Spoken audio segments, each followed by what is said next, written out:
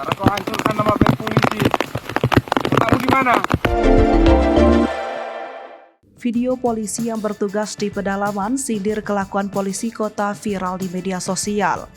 Anggota polisi yang bertugas di pedalaman murka dan geram kepada polisi yang bertugas di daerah perkotaan.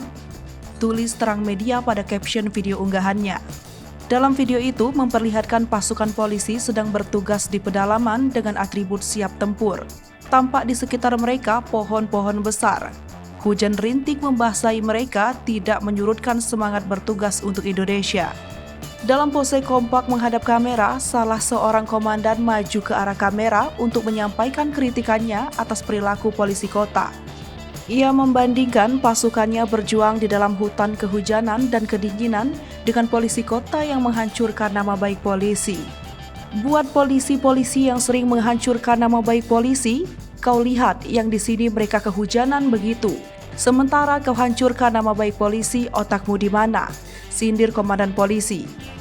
Dalam unggahan video itu belum diketahui waktu dan lokasi mereka bertugas di mana. Juga belum ada penjelasan sosok pasukan polisi ini siapa. Tampaknya polisi yang bertugas di pedalaman ini sedang menyindir perilaku polisi kota yang mencoreng nama baik Polri. Untuk diketahui, polisi saat ini sedang diterpa kasus Ferdy Sambo, tragedi Kanjuruhan dan kasus narkoba Irjen Teddy Minahasa.